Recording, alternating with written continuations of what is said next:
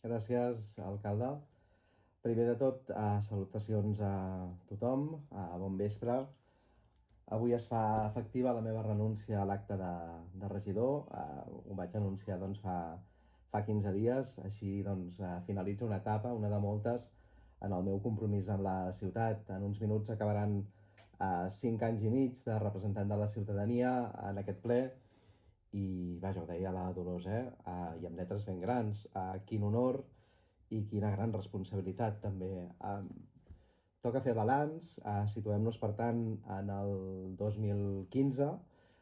Esquerra tornava al Saló de Plens, compromesa amb un govern de canvi, heterogeni, bàsicament novell, però també molt compromès amb la ciutat.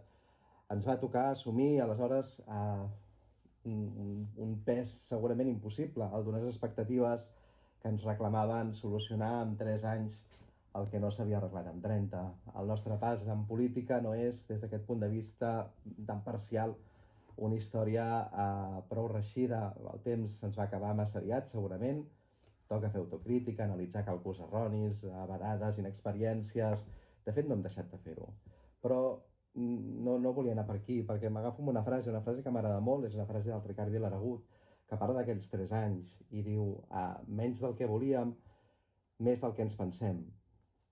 I una mica és això, perquè al final, si era tan fàcil i evident, com és que ningú abans no havia plantejat la tarifació social perquè l'accés als serveis municipals fos segons la riquesa de cadascú, i si era tan fàcil i evident, perquè cap altre govern no havia consignat una aportació tan significativa d'euros per fer habitatge social com ho vam fer nosaltres, 8 milions, 8, i 3 anys després el més calent és a l'aigüera.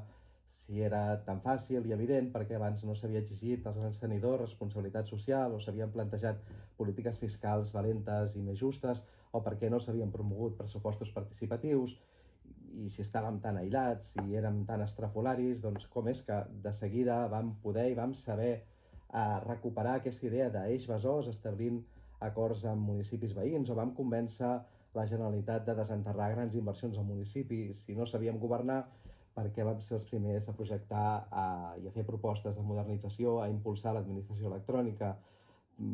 Com és que vam desbloquejar els laterals amb la col·laboració de territori, com és que vam salvar una fàbrica per dedicar-la a la cultura, com és que vam recuperar espais de trobada en l'espai públic, com és que vam recuperar, salvar espais verds tan i tan importants per la ciutat, com és que vam celebrar un 1 d'octubre i un 3 d'octubre tan plens d'esperança.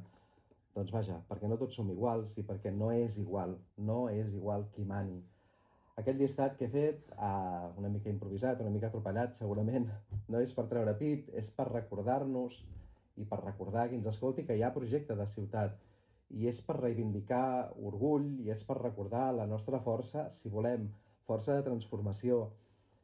Que Badalona va tenir un govern republicà, un govern, si em permeteu, de via àmplia, de la gent del meu partit, d'Esquerra o de l'Esquerra, que deia el meu avi, i també de gent de Guanyem, de Podemos, de la CUP, d'Iniciativa, d'Esquerra Unida, de Comunistes, d'Avancem, i que ens vam entendre, i que no és cert que les esquerres sempre es barallen. Fins i tot vam establir ponts imprescindibles amb Junts per Catalunya i amb el PSC, esclar, també. Un govern republicà, un govern d'alternativa, un govern que volia liderar, un govern que desbordava les picades d'ullet. Malauradament, finalment es van produir en la moció de censura entre PSC i PP. Vaig acabant. Un govern que alguns vam intentar que tingués també una traducció electoral, amb la idea de defensar i protegir aquesta iniciativa política republicana que vam tenir del 15 al 18, de preservar el lideratge per evitar la subsidiarietat de l'espai, una aposta de candidatura àmplia que no va reeixir la primera. D'acord?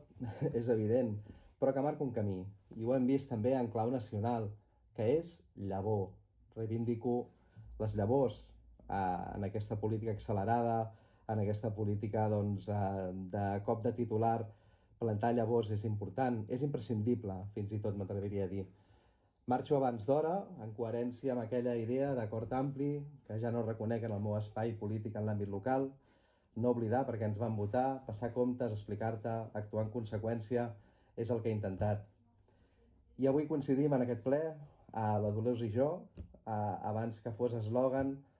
Dolors, quantes lluites compartides que vam teixir plegats.